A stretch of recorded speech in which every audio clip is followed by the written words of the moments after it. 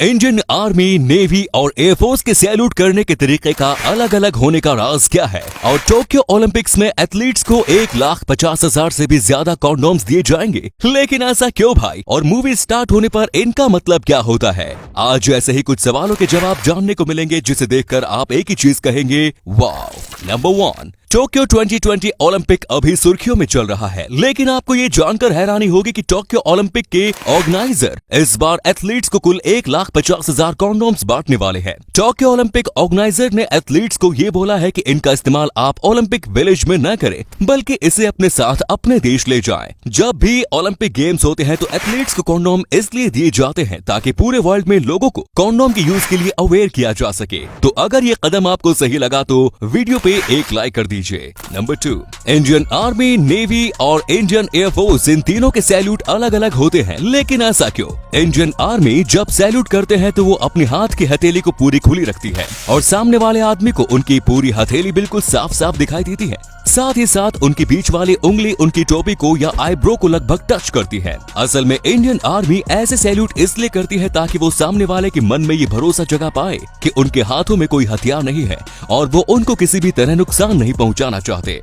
Indian navy जब salute करती है तो वो अपनी हथेली सामने वाले आदमी को बिल्कुल नहीं देखने देती और उनकी हथेली बिल्कुल जमीन की तरफ होती है। इंडियन नेवी ऐसा सैल्यूट इसलिए करती है ताकि वो अपने हाथों की हथेलियों को छुपा पाए, जो कि शिप में काम करते समय ऑयल और ग्रीस के वजह से गंदे हो जाते हैं। और इंडियन एयरफोर्स जब सैल्यूट करते हैं तो वो अपने साथ 45 डिग्री तक झुका के रखते हैं। असल में इससे पहले इंडियन एयरफोर्स का सैल्यूट भी इंडियन आर्मी जैसा ही था, लेकिन इंडियन आर्मी का सैल्यूट करने का तरीका थोड़ा डिफिकल्ट था, जिस वजह से इंडियन एयरफोर्स के लिए सैल्यूट का ये नया तरीका निकाला गया। नंबर 3, मिलिए कर्नाटक में रहने वाले ज्योतिराज से। अब मैं इनको मंकी मैन बोलूं या स्पाइडर मैन मुझे नहीं पता, और मैं ऐसा इसलिए बोल रहा हूं क्योंकि ज्योतिराज बिल्कुल स्पाइडर मैन या मंकी मैन की तरह किसी भी किले या दीवार पर आसानी से चढ़ सकते हैं, और वो भी बिना किसी सेफ्टी टूल्स का सहारा लिए। ये इस दुनिया के अकेले आदमी है जो कि कर्नाटक के 830 फुट के सबसे ऊंचे झरने जॉग फॉल्स पर चढ़ चुके हैं, और वो भी बिना किसी मदद के। अब उनका सपना है कि उनको एक बार दुनिया की सबसे ऊंची इमारत बुर्ज खलीफा पर चढ़ने का मौका मिल जाए।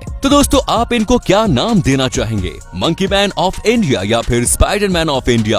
कमेंट्स में जरूर बताएं। नंबर 4, देखिए इस तस्वीर को, है ना बहुत खूबसूरत महिला, लेकिन ये कोई महिला नहीं बल्कि एक वेडिंग केक है। ये इस दुनिया के सबसे एक्सपेंसिव, सबसे महंगी वेडिंग केक है और इसकी कीमत लगभग $1 मिलियन है, यानी कि 7,43,00,000 से भी ज्यादा। इस वेडिंग केक को दुबई में बनाया गया है और इसको बनाने के लिए 1,000 से भी ज्यादा अंडे और 20 किलो से भी ज्यादा चॉकलेट लगी है। नंबर 5, आपको ये जानकर हैरानी होगी कि नासा ने अर्थ को स्पेस अटैक्स यानी कि एलियन अटैक्स से बचाने के लिए भी एक जॉब बना रखी है। इस जॉब का नाम है प्लेनेटरी प्रोटेक्शन ऑफिसर। इनका काम ये होता है कि ये हमेशा स्पेस में अननोन पर नजर रखते हैं और एलियन से लड़ने के लिए हमेशा तैयारी करके रखते हैं। इनको एक साल के लगभग $1,87,000 यानी कि 1,39,00,000 से भी ज्यादा सैलरी मिलती है। दोस्तों, नासा के इस जॉब के बारे में बहुत कम ही लोगों को पता है। नंबर 6, जानकर हैरान मत होना कि सेब आपकी जान भी ले सकता है, लेकिन कैसे? असल में सेब के बीच में साइनाइड नाम का एक केमिकल होता है जिसे खाने से आपकी जान भी जा सकती है।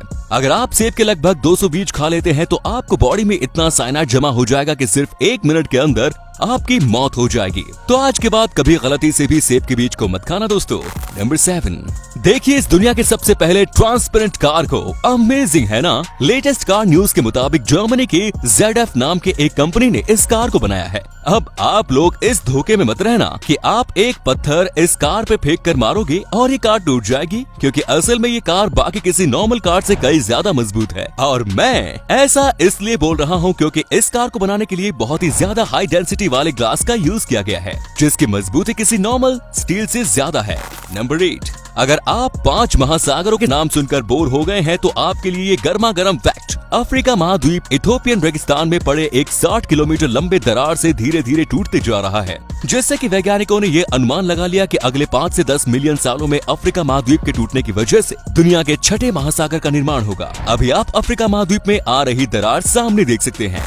नंबर 9, किसी भी मूवी के स्टार्टिंग में उस मूवी का फिल्म सर्टिफिकेशन दिखाया जाता है जो कि कुछ ऐसा दिखता है, लेकिन फिल्म सर्टिफिकेशन के ऊपर इसका क्या मतलब होता है? अगर इसके ऊपर इंग्लिश में यू या हिंदी में ए लिखा हो तो इसका मतलब है कि इस मूवी को कोई भी देख सकता है। अगर इसके ऊपर UA लिखा हो तो इसका मतलब है कि 12 साल से कम उम्र के बच्चे इस मूवी को सिर्फ पेरेंट्स के गाइडेंस में देख सकते हैं। और अगर इसके ऊपर A लिखा हो तो इसका मतलब है कि ये मूवी 18 साल से कम उम्र के बच्चों के लिए सही नहीं है, उन्हें ये मूवी नहीं देखनी चाहिए। और अगर इसके ऊपर सिर्फ S लिखा हो तो इसका मतलब है कि इस मूवी को सिर्फ डॉक्टर्स और साइंटिस्ट ही देख सकते हैं। तो दोस्तों, वीडियो अगर पसंद आई तो लाइक कीजिए, शेयर कीजिए, कमेंट्स कीजिए और आपके शेयर से हमें काफी सारा मोटिवेशन मिलता है। धन्यवाद।